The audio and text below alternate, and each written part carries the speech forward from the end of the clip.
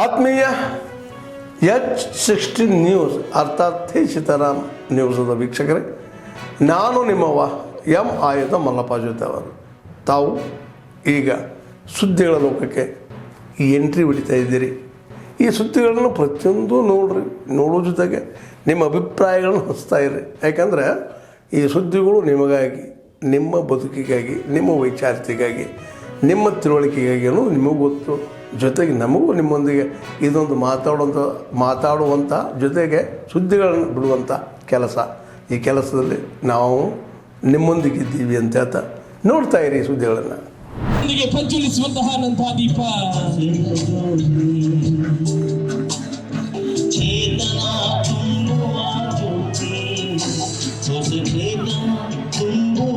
ರಾಜಕೀಯ ಕ್ಷೇತ್ರದ ಬಹಳ ಉನ್ನತ ಮಟ್ಟದ ಹೆಸರು ರಮಾನಸರೈಗಳ ಅಮೃತಾಸ್ತ್ರದೊಂದಿಗೆ ಪ್ರಜ್ವಲಿಸುವಂತಹ ದೀಪ. ಮುಲ್ಕಿ ಮೂಡಬಿದ್ರೆ ಕ್ಷೇತ್ರದಲ್ಲಿ ಅಭಿವೃದ್ಧಿಯ ಹರಿಕಾರ ಎಂದೇ ಹೆಸರುವಾಸಿಯಾಗಿರುವಂತಹ ಅಭಯ್ ಚಂದ್ರ ಸೈನಿಕರು ಮಮತಾ ಗಟ್ಟಿಯವರ ಅಮೃತಾಸ್ತ್ರದೊಂದಿಗೆ ಮಹಿಳಾ ಘಟಕದ ಎಲ್ಲ ಮಹಿಳಾ ಮಣಿಗಳ ಅಮೃತಾಸ್ತ್ರದೊಂದಿಗೆ ಇದೀಗ ಪ್ರಜ್ವಲಿಸುವಂತಹ ನಂತಹ ದೀಪ.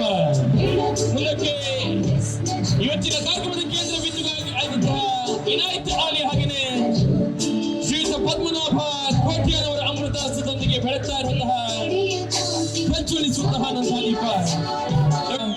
ಆದಮ್ ಕೆ ಅವರು ಕೂಡ ಕಾಂಗ್ರೆಸ್ ಪಕ್ಷವನ್ನು ಸೇರ್ಪಡೆಯಾಗ್ತಾ ಇದ್ದಾರೆ.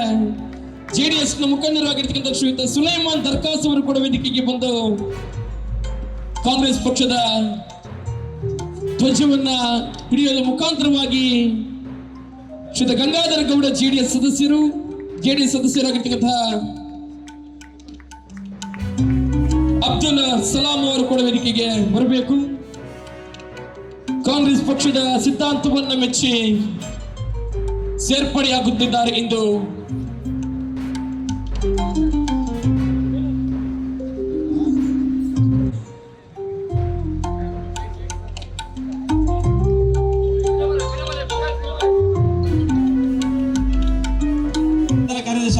ನಾಸೀರ್ ಲಕ್ಕಿಸ್ಟಾರ್ ಅವರೆಲ್ಲ ಈ ಕೊಡ್ತಾರೆ. ಇದಕ್ಕೊಂದು ಆಶೀರ್ವಾದ ಕೇಳಿ ಬರಲಿ. ಗುರುಪುರ ಬ್ಲಾಕ್ ಕಾಂಗ್ರೆಸ್ನ ನೂತನ ಅಧ್ಯಕ್ಷರಾದಂತಹ ಶ್ರೀಯುತ ಪದ್ಮನಾಭ ಕೋಟ್ಯಾನವರಿಗೆ ನಾವೆಲ್ಲರೂ ಕೂಡ ಪ್ರೀತಿಯಿಂದ ಸಲ್ಲಿಸಿದಂತಹ ಸನ್ಮಾನ ಇದು.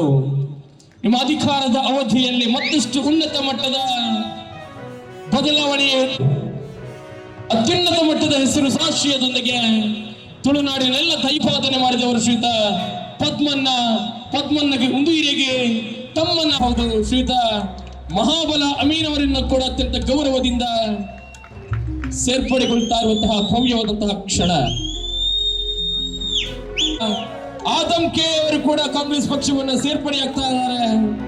ಜೆಡಿಎಸ್ ನ ಮುಖಂಡರಾಗಿರ್ತಕ್ಕಂಥ ಶ್ರೀಯುತ ಸುಲೈಮಾನ್ ದರ್ಕಾಸ್ ಅವರು ಕೂಡ ವೇದಿಕೆಗೆ ಬಂದು ಕಾಂಗ್ರೆಸ್ ಪಕ್ಷದ ಧ್ವಜವನ್ನ ಹಿಡಿಯುವ ಮುಖಾಂತರವಾಗಿ ಶ್ರೀಯುತ ಗಂಗಾಧರ ಗೌಡ ಜೆಡಿಎಸ್ ಸದಸ್ಯರಾಗಿರ್ತಕ್ಕಂಥ ಅಬ್ದುಲ್ ಸಲಾಂ ಅವರು ಕೂಡ ವೇದಿಕೆಗೆ ಬರಬೇಕು. ಕಾಂಗ್ರೆಸ್ ಪಕ್ಷದ ಸಿದ್ಧಾಂತವನ್ನು ಮೆಚ್ಚಿ ಸೇರ್ಪಡೆಯಾಗುತ್ತಿದ್ದಾರೆ ಎಂದು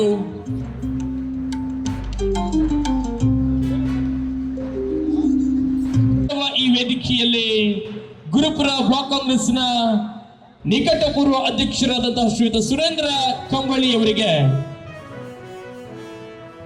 ಬೃಹತ್ ಗಾತ್ರದ ಹೂವಿನ ಹಾರದೊಂದಿಗೆ ಪೇಟವನ್ನ ಮುಡಿಗೇರಿಸಿಕೊಂಡು ಫಲಪುಷ್ಪದೊಂದಿಗೆ ಸನ್ಮಾನಿಸುವಂತಹ ಅಭೂತಪೂರ್ವ ಗಳಿಗೆ ಈ ವೇದಿಕೆಯಲ್ಲಿ ಬಹುಶಃ ಇವರ ಅಧಿಕಾರದ ಅವಧಿಯಲ್ಲಿ ಬಹಳಷ್ಟು ಉನ್ನತ ಮಟ್ಟದ ಬದಲಾವಣೆ ಕೂಡ ಈ ಗುರುಪುರ ಬ್ಲಾಕ್ ಕಾಂಗ್ರೆಸ್ ಕಂಡಿರುವಂತದ್ದು. ಮುಂದಕ್ಕೂ ಕೂಡ ತಮ್ಮ ಮಾರ್ಗದರ್ಶನ ಏನಿದೆ ಇದು ನೂತನ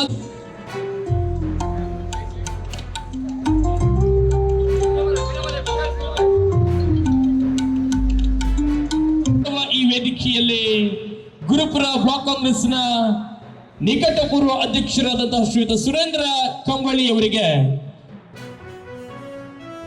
ಬೃಹತ್ ಗಾತ್ರದ ಹೂವಿನ ಹಾರದೊಂದಿಗೆ ಪೇಟವನ್ನ ಮುಡಿಗೇರಿಸಿಕೊಂಡು ಫಲಪುಷ್ಪದೊಂದಿಗೆ ಸನ್ಮಾನಿಸುವಂತಹ ಅಭೂತಪೂರ್ವ ಗಳಿಗೆ ಈ ವೇದಿಕೆಯಲ್ಲಿ ಬಹುಶಃ ಇವರ ಅಧಿಕಾರದ ಅವಧಿಯಲ್ಲಿ ಬಹಳಷ್ಟು ಉನ್ನತ ಮಟ್ಟದ ಬದಲಾವಣೆ ಕೂಡ ಈ ಗುರುಪುರ ಬ್ಲಾಕ್ ಕಾಂಗ್ರೆಸ್ ಕಂಡಿರುವಂತದ್ದು.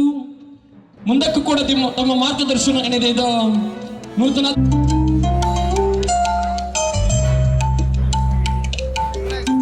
ತಮ್ಮ ಅಮೃತ ಹಸ್ತದೊಂದಿಗೆ ನೂತನ ಬ್ಲಾಕ್ ಕಾಂಗ್ರೆಸ್ ಸಮಿತಿ ಅಧ್ಯಕ್ಷರಾದಂತಹ ಶ್ರೀಯುತ ಪದ್ಮನಾಭ ಕೊಟ್ಯಾನ್ ಅವರಿಗೆ ಅಧಿಕಾರವನ್ನ ಹಸ್ತಾಂತರಿಸ್ತಾ ಇರುವಂತಹ ಸುಂದರವಾದಂತಹ ಕ್ಷಣ. ಒಮ್ಮೆ ಜೋರಾದ ಚಪ್ಪಾಳೆಯೊಂದಿಗೆ ನಾವೆಲ್ಲರೂ ಕೂಡ ಆಶೀರ್ವದಿಸೋಣ. ನಮ್ಮೆಲ್ಲರ ರಾಜಕೀಯ ಕ್ಷೇತ್ರದ ಕಣ್ಮಣಿಗಳಾಗಿರ್ತಕ್ಕಂಥ ಶ್ರೀಯುತ ಪದ್ಮನಾಭ ಅವರು ತಪ್ಪು ಮಾಹಿತಿಯನ್ನು ಪತ್ರಕರ್ತರ ಮುಖಾಂತರ ಸಾರ್ವಜನಿಕರಿಗೆ ನೀಡಿದ್ದನ್ನು ನಾನು ಖಂಡಿಸ್ತೇನೆ. ಮೊದಲನೇದಾಗಿ ಈ ಬಿಲ್ಡಿಂಗ್ ಏನಿದೆ ವಾರ್ನಶೀಟ್ ಅವರ್ಸು ಇದು ಯಾರೋ ದಾನ ಮಾಡಿದ್ದಾರೆ, ಕ್ರಿಶ್ಚಿಯನ್ ಅವರು ಕೊಟ್ಟದ್ದು ಅಂತ ಅವ್ರು ಹೇಳಿದ್ದಾರೆ. ಆದರೆ ನಿಜವಾಗಿ ವಾರಣಾಸಿ ಸುಬ್ರಹ್ಮಣ್ಯ ಭಟ್ರು 1973-74ರಲ್ಲಿ 2.5 ಲಕ್ಷ ರೂಪಾಯಿ ಕೊಟ್ಟು ಈ ಜಾಗ ಖರೀದಿಯಾಗಿದೆ. ನಮ್ಮ ಡಾಕ್ಯುಮೆಂಟ್ ಯಾರು ಅದನ್ನು ಧರ್ಮಕ್ಕೆ ಕೊಡಲಿಲ್ಲ.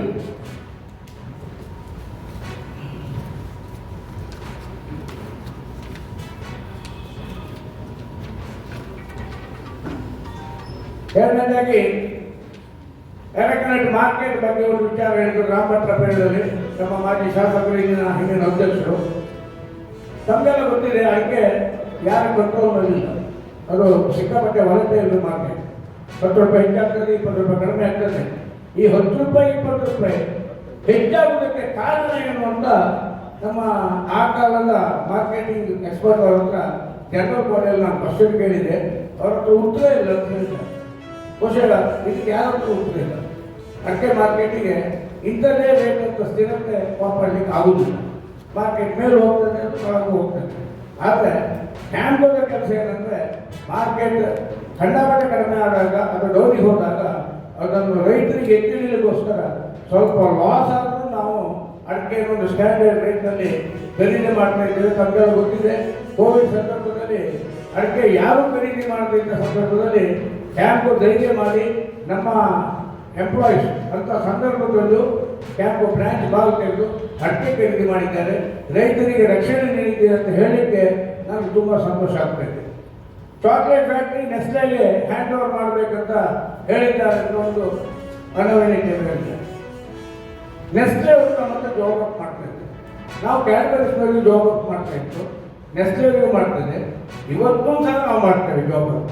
PS ಗ್ರೂಪ್ನಲ್ಲಿ ಜಾಬ್ ವರ್ಕ್ ಮಾಡಿ ಕೊಡ್ತೇವೆ. ನಮ್ಮ ಹತ್ರ ಎಕ್ಸ್ಟ್ರಾ ಜಾಗ ನಮ್ಮ ಕೆಲಸ ಆಗಿ ನಮ್ಮ ಪ್ರೊಡಕ್ಷನ್ ಆಗಿ ಟೈಮ್ ಇದ್ದರೆ ಅಥವಾ ವ್ಯವಸ್ಥೆ ಇದ್ದರೆ ನಾವು ಬೇರೆ ಮಾಡಿ ಕೊಡಲೇಬೇಕಾಗ್ತದೆ. ನಾನೊಬ್ಬ ಇಂಡಸ್ಟ್ರಿಯಲಿಸ್ಟ್, ಕ್ಯಾಶು ಫ್ಯಾಕ್ಟ್ರಿ ಇದೆ, ನನ್ನ ಫುಡ್ ಇಂಡಸ್ಟ್ರಿ ಇದೆ. ನನ್ನ ಹತ್ರ ಟೈಮ್ ಇದ್ದರೆ ಅಥವಾ ನನ್ನ ಮಿಷಿನ್ ಸ್ಪ್ಯಾಗ್ ಹಾಗೆ ಉಳಿದಿದ್ರೆ ಅದನ್ನು ಐಡ್ಲಾಗಿ ಬಿಡುವುದು ಸರಿಯಲ್ಲ. ಆ ದೃಷ್ಟಿಯಿಂದ ನಾವು ನೆಸ್ಸರಿ ಜಾಬ್ ವರ್ಕ್ ಮಾಡ್ತಾ ಇತ್ತು. ಈಗ ಜಾಬ್ ವರ್ಕ್ ನಾವು ನಿಲ್ಲಿಸಿದ್ದೇವೆ. ನಮ್ಮ ಕೆಲವು ಯೂನಿಟ್ಗಳು 100% ಯುಟಿಲೈಸೇಷನ್ ಆಗ್ತಾ ಇದೆ ಅಂತ ಹೇಳಿಕೆ ನಾನು ಹೆಮ್ಮೆ ಇದ್ದೆ.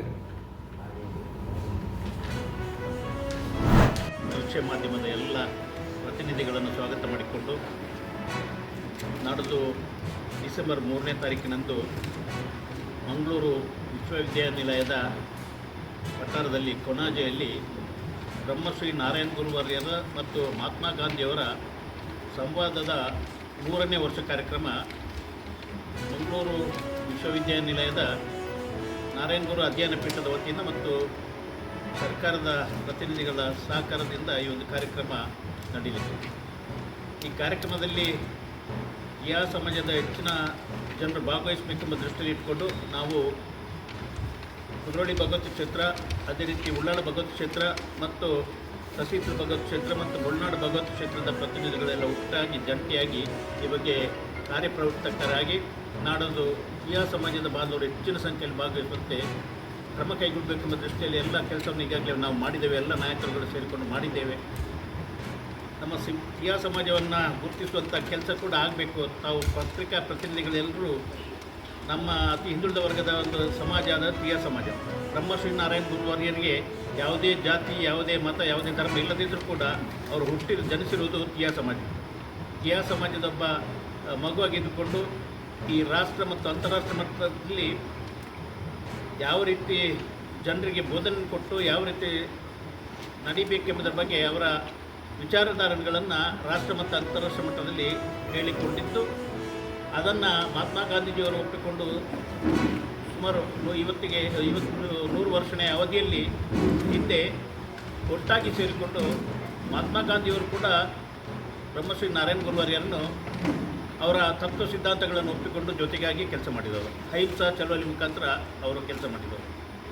ಈ ಒಂದು ಕಾರ್ಯಕ್ರಮ ನಮ್ಮ ಕರ್ನಾಟಕದಲ್ಲಿ ಈಗಾಗಲೇ ಒಂದು ಬೇರೆ ಬೇರೆ ಸ್ಥಳಗಳಲ್ಲಿ ಕೇಂದ್ರದಲ್ಲಿ ತನ್ನ ಪ್ರೈಮ್ ಮಿನಿಸ್ಟರ್ ಉದ್ಘಾಟನೆ ಮಾಡಿದ್ದಾರೆ. ಅದೇ ರೀತಿ ಬೇರೆ ಬೇರೆ ಇದರಲ್ಲಿ ಇಲ್ಲಿ ಮಾಹಿತಿ ಕೇಳಿದ್ರೆ ಮಾಹಿತಿ ಯಜ್ಞಗೆ ಪ್ರಿನ್ಸಿಪಲ್ ಹೇಳ್ತಾರೆ ನಾವು ಯಾವುದೇ ₹1 ಕಟ್ಸ್ಕೊಂಡಿಲ್ಲ. ಜೊಳ್ಳಿ ಗುರು ಮಾತಾಡಿದ್ದು ಪ್ರತಿ ವರ್ಷ ನಾನು ಎಕ್ಸಿಬಿಷನ್ ಆಗ್ತಿದ್ದೆ, ಎಕ್ಸಿಬಿಷನ್ ಪರ್ಮಿಷನ್ ನಾನೇ ಕೊಡ್ತಿದ್ದೆ. ನಮಗೆ ಗಣಪತಿಗೆ ಅಂತ ಹೇಳಿ 5 ಲಕ್ಷ ಪರ್ಮಿಷನ್ ಕೊಡ್ತಿದ್ರು. ಅದನ್ನ ದುಡ್ಡು ನಾನೇನು ಬೇರೆ ಯಾವ್ದು ಪರ್ಮಿಷನ್ ಇಲ್ಲ, ಗಣಪತಿ ಕೊಡ್ತಿದ್ದೆ. ಇದು ದಿನೇಶ್ ಶೆಟ್ಟಿಗೆ ಗೊತ್ತಾದ ಮೇಲೆ ಇದ್ರೊಳಗೆ ಅವನಿಗೆ ಯಾರೋ ಹಚ್ಕೊಟ್ಟಂಗೆ ದಿನೇಶ್ ಶೆಟ್ಟಿಗೆ 15 ಲಕ್ಷ ಕೊಡ್ತಾರೆ, 20 ಲಕ್ಷ ಕೊಡ್ತಾರೆ, ಹೋಗಿ ಅವನಿಗೆ ಬಿಟ್ಕೊಡ್ತಿದ್ದ. ಈ ವರ್ಷ ನಾವು ನಿಮಗೆ ಎಕ್ಸಿಬಿಷನ್ ಪರ್ಮಿಷನ್ ಕೊಡಲ್ಲ ಅಂತ ಹೇಳಿ ಸ್ವತಃ ದಿನೇಶ್ ಶೆಟ್ಟಿ ಏನಾಗಿ ಇದನ್ನ ಪರ್ಮಿಷನ್ ಕೊಡೋದು. ಇನ್ನು 3 ಜನ ಪಾರ್ಟ್ನರ್ದು ಆಡಿಯೋ ಐತೆ ನನ್ನ ಹತ್ರ. ಏನು ವಿರೂಪಾಕ್ಷಿ ಅವ್ರು 3 ಜನ ಪಾರ್ಟ್ನರ್ ಇದ್ದಾರೆ. 3 ಜನ ಪಾರ್ಟ್ನರ್ ಅವರು ₹10 ಲಕ್ಷ ಖರ್ಚಾಗೈತಿ ಅಂತ ಹೇಳಿದ್ದಾರೆ.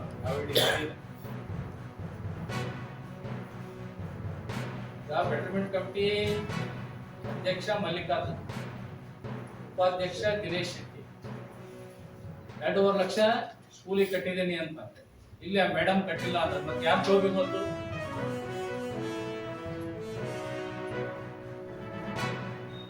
ಯಾರು ಜೋಬಿ ಗೊತ್ತಣ್ಣ? ಶೆಟ್ಟಿ ಹೇಳ್ಬೇಕಲ್ಲ ಯಾರು ಜೋಬಿ ಹೋಗಿತ್ತು?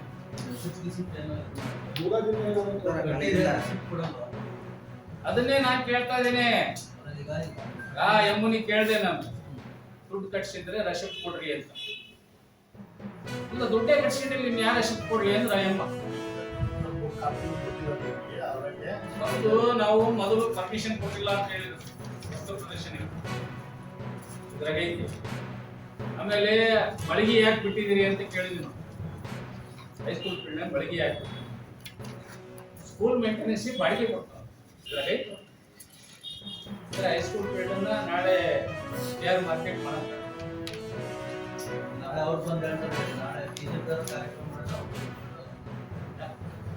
ಈ ಸ್ವಾಮಿ ದುಡ್ಡು ಯಾರ ಕಟ್ಲಿಕ್ಕೆ ಕಟ್ತಾ ಇರ್ಲಿ, ಅದು ಆಮೇಲಿನ ಮಾತು. ಯಾರು ವಸ್ತು ಪ್ರದರ್ಶನ ನಡೆಸಿದಾನಲ್ಲ ಆತನೇ ಹೇಳ್ತಾ ಇದ್ದಾನೆ ನಾನು 2.5 ಲಕ್ಷ ದುಡ್ಡು ಕಟ್ಟಿದ್ದೀನಿ ಅಂತ. 2.5 ಲಕ್ಷ ದುಡ್ಡು ಕಟ್ಟಿದ್ರೆ ನಾವು ಸ್ಕೂಲಿಂಗ್ ಮಾಹಿತಿ ಕೇಳಿದೆ, ಕಾಲೇಜಿಗೆ ಹೈಸ್ಕೂಲ್ ಗ್ರೌಂಡ್ ಕಾಲೇಜಿಗೆ ಕೇಳಿದೆ. ಅವ್ರು ಏನ್ ಹೇಳ್ತಾರೆ, ಯಾವುದೇ ₹1 ನಾವು ಕಟ್ಸ್ಕೊಂಡಿಲ್ಲ ಅಂತ. ಆಡಿಯೋದಲ್ಲಿ ಹೇಳ್ತಾನೆ ನಾನು 2.5 ಲಕ್ಷ ಕಟ್ಟಿದ್ದೀನಿ, ರೆಸಿಪ್ಟ್ ಐತಿ ಅಂತ ಹೇಳ್ತಾನೆ. ಅಂದ್ರೆ ಯಾರು ಕೊಟ್ರು ರೆಸಿಪ್ಟ್ನ? ಯಾರಿಗೆ ಕೊಟ್ರು ದುಡ್ಡನ್ನ? ಆತ್ಮೀಯರೇ, ಎಲ್ಲ ಸುದ್ದಿಗಳನ್ನು ನೋಡಿದ್ರಲ್ಲ, ಏನು ಅನಿಸ್ತು ನಿಮಗೆ?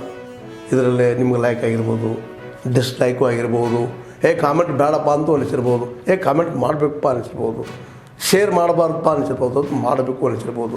ಏನಾದರೂ ಆಗಲಿ ಶೇರ್ ಮಾಡ್ತಾಯಿರಿ, ಈ ನ್ಯೂಸ್ಗಳನ್ನ ಹಂಚ್ತಾ ಇರಿ, ಜೊತೆಗೆ ಇದಕ್ಕೆ ಸಬ್ಸ್ಕ್ರೈಬ್ ಆಗ್ತಾಯಿರಿ ಅಂತ ಹೇಳ್ತಾ H16 ನ್ಯೂಸ್ ಅರ್ಥಾತ್ ಹೇ ಸೀತಾರಾಮ್, ಇದು ಸತ್ಯದ ಕೈಗೆ ನಡಿ. ವಂದನೆಗಳು.